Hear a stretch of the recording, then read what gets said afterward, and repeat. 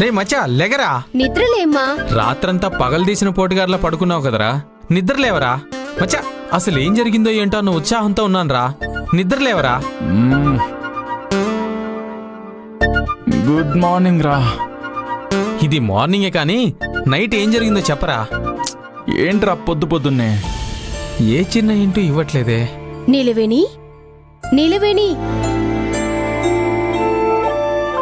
లే నీలవేణి.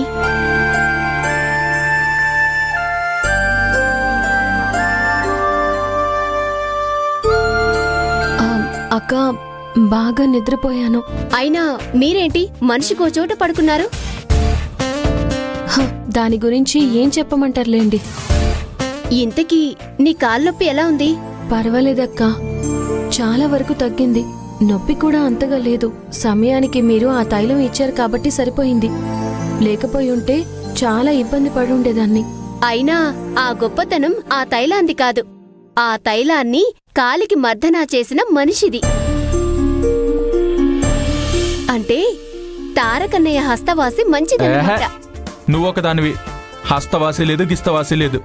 రాత్రి ఆ తైలంతో కాలికి మర్దన చేసిన తర్వాత అనుకోకుండా చెయ్యిని కంట్లో పెట్టుకున్నాను.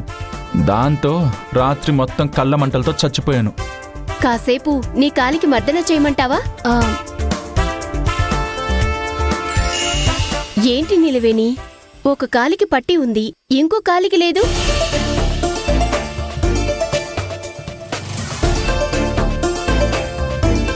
అవును, ఇంకొక కాలిపట్టి ఏమైంది? ఒకవేళ స్క్రూ లూజ్ అయ్యి ఎక్కడైనా పడిపోయిందేమో. తెలియడం లేదే.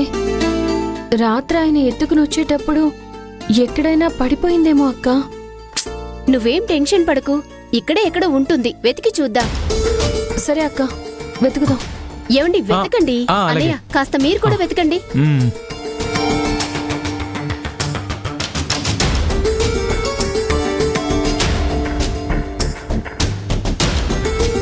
ఒకవేళ క్యాంప్ ఫైర్ దగ్గర పడిపోయిందేమో.